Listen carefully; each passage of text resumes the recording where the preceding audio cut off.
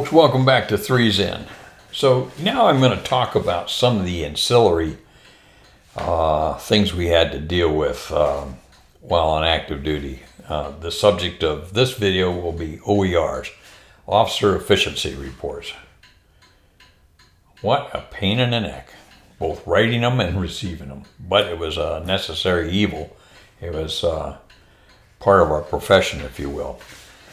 When I first went in 1968, we had to have an OER, Officer Efficiency Report, every 6 months, unless we were in training. And then it went to whatever the length of the training time was.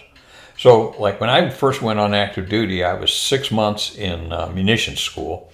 So I come out of munitions school in late December 1968, and I went out to Nellis Air Force Base to become part of the 430th TAC Fighter Squadron, F-111As, as a munitions officer, specifically a weapons load officer. Okay, so 6 months after that, in June 1969, I received my first OER. Now, the way these things were rated, on the front page, you had fistful of rating factors. You can see there's a laundry list of these things, and they fill the blocks in. Now, not all mine were firewalled to the right and kind of went back and forth like that. Very typical of welcome to the unit. This giving you this kind of a rating will give you room for growth and so forth. Okay, good. Thank you for giving me that opportunity. And then on the back side, you had overall evaluation, and you had promotion potential. Now, these were the key elements of the OER. On the overall, you could be rated from, I guess, 1 to 9. And then on promotion potential, 1 to 4. So the highest rating you could get was a 9.4. And as you can see here, if you read the X's, I got an 8.3. Again, that's just part of the dues you had to pay to get into the club. 8.3, after 6 months, they didn't know what direction you were going to take. So that was just kind of the normal OER that you got. And that's what I got on this one. And that's fine. The 8 is, the word picture says exceptionally fine, and the 3 demonstrates capacities for increased responsibility considered for advancement ahead of contemporaries. Okay, isn't that wonderful? Okay, and then you have a word picture in here that goes through, and it talks about what your job, facts and specific achievements. I encountered many problems in establishing the weapons load section in the reactivation of the 430th. Shortages in the working area, proper equipment, and qualified personnel all had to be solved before this section could function as intended. And it goes through, and he done good. So, plus down at the bottom is an enthusiastic sportsman. Lieutenant Holliker is a member of the Nellis soccer team and the JOC, Junior Officer Club softball team. That I did enjoy, but it didn't play that well, but I enjoyed it. Okay. And then you get a reporting official. He writes this big word picture up here. And then a review endorsing inspection official. That was signed by Mad Mike Walensky. And Mad Mike was mad, and his name was Mike. But anyway, I liked the guy. He used to go into these rants, and I'd sit there and just kind of look at him. Anyway. But the neat thing about this ER, it got written by my endorsement, my squadron commander, Bob Crouch. And then it was additional endorsement by Fred Blase. Now, Fred Blase was Boots Blase. He was a MiG killer in Korea. And I knew him, I met him, and I just really enjoyed his company. He was just a good guy. So anyway, that was my first OER. The second OER I got was 6 months after that, so that would have been in December 1969, and I get another 8.3. Now, I probably should tell you that when I was at Nellis, I had shown up there, and good God, I was a second lieutenant. I was getting a paycheck. I just bought a 1969 Firebird Pontiac Firebird, and I was having a good time. In some cases, too good of a time. I only showed up at work and so forth, but I didn't know how to play the game, I suppose, as well. I volunteered for things, but at any rate, I think I had too much fun, and I guess it showed. Anyway, so coming out of Nellis, when I left for pilot training in April 1970, I walked away with 2 more 8.3s. Swell. Just swell. And, but that's just the way it was. I didn't think much of it. I thought everybody got them. Anyway, so then I went down to pilot training at Randolph. And for that year, I got another training report. Okay, as expected. And then I went to C-141s at McGuire. But in between that, I had 3 months more of training, survival school, and then C-141 school. So I had another 2 more training reports, and then I got to Nellis, or to McGuire. And when I got to McGuire, I was assigned to a aircraft commander I never flew with. We met one time, we had an interview, kind of talked to what do you like to do and this, that, and the other. And I got an 8.3 because I was a new guy, and that 8.3 would give you opportunity to show growth. Okay, fine, thanks very much.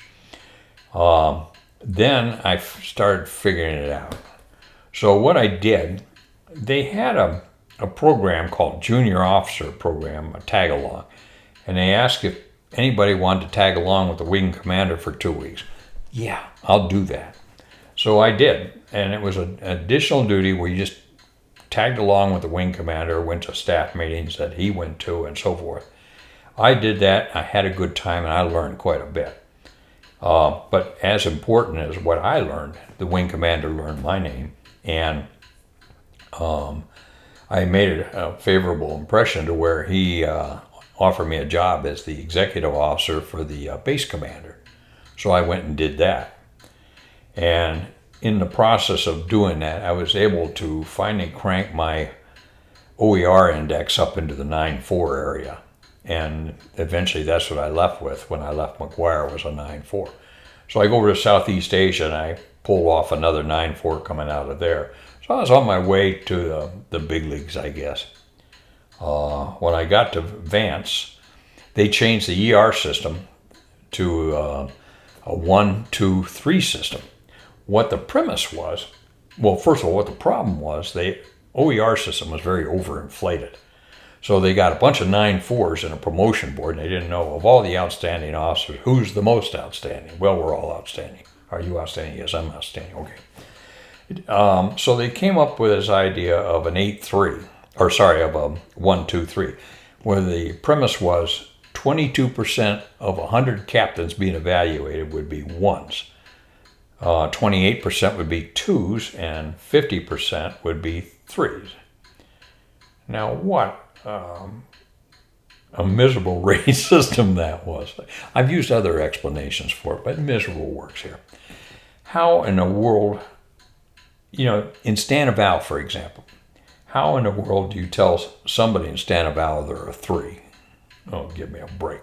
And then, during that time, we went down to Altus from Vance to watch the Thunderbirds. Well, that evening, I was sitting down at the table with one of the Thunderbirds, talking to him.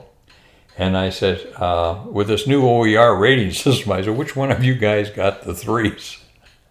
Of course, I'd be the one to ask that. And one of them, I think it was Fig Newton, said, well, we did have a couple guys get 3s. But a 3 with red, white, and blue printed on the front has a lot different weight than the regular ones at Vance. Okay, you get the idea.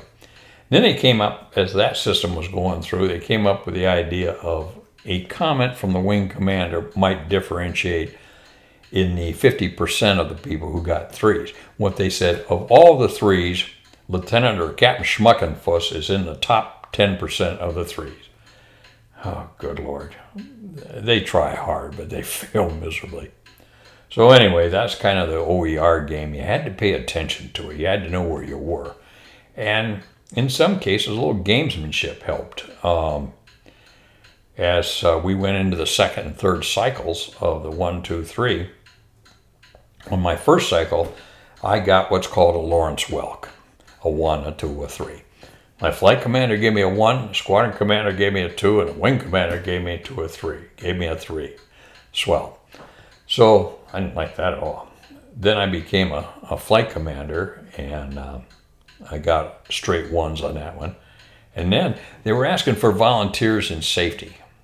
And up until then, they had a problem. They were sending, not the guys that were outstanding, but they were sending the next tier to safety, and sometimes a little bit lower than that. But anyway, so I got to thinking, you know what? If I went to safety, take a look at my competition there. All right, so because I was hand-selected, if you will, invited to come to safety, I just came right out and told my future boss, I said, look, Don, I just got a straight 1 here. I'm playing for the OERs now. I said, if I come over to safety, I really can't afford to take a hit. I had a slow start. He says, you let me worry about that. And Don did take care of me, and that worked out really well. And then I went down to Australia, and that's where they had you write your own OERs. That one worked pretty well until my first one. So they said, Bob, why don't you just write? I came in. The boss was Colonel Gene Taft, and he was a MiG killer. Great guy to work for. And so he called me in, Bob, I'm going to need you to write, or need an OER from the Australians. Usually they'll hand it to you and have you write it. You kind of get the gist. And I said, yes, sir, I do. He said, can you have something to me by, 3 or 4 weeks? Yes, sir, I certainly will. So I wrote it and took it over to the embassy and handed it to one of the administrators. And I just got back to the office, and I got a call from Colonel Taft. He says, Holliker, get back over here. And I showed up, and he says, this is about this ER you wrote. He says, we don't write OERs in the first person. And I said, oh. And I mean, he was cracking up, but he had to chew my ass, because I wrote, Major Holliker is an outstanding young officer. Over this reporting period, I have heard several supervisors mention that fact. So I wrote it in the first person. During this period, I did this, I did that, and so forth. You get the idea. But anyway, he was just shaking his head, and then I reached in my briefcase and handed him the real copy, and all was well. And after that, I got into, started getting up the 15-year point, 14, 15, 16-year point. I came out on the LC list, Lieutenant Colonel list, and I knew the job I was doing. So I started focusing on that job and just letting everything else fail.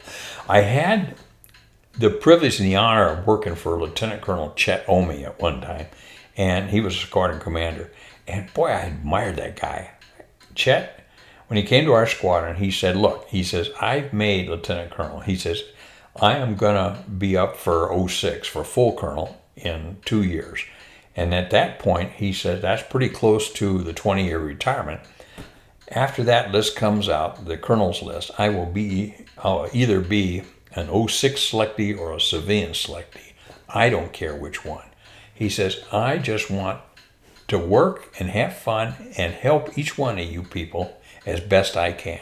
And that really spoke to me. And that's kind of the philosophy I adapted, only I adapted a couple of years earlier than what Chet did. But anyway, more or less that was it. And, I look back at it, things kind of took care of themselves, and we had a good time. We flew hard, we flew a lot, and we kind of just really enjoyed ourselves. And I think not so much of what I achieved. I think the things I'm proudest of are the people I was able to help. And those are warm, fond memories for sure. At any rate, ERs are just a necessary evil, I guess.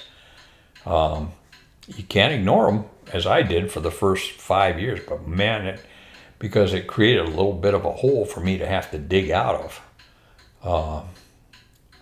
But anyway, do the best you can, and let your performance and your record speak for itself. That being said, This is Bobo, base gear. Stop.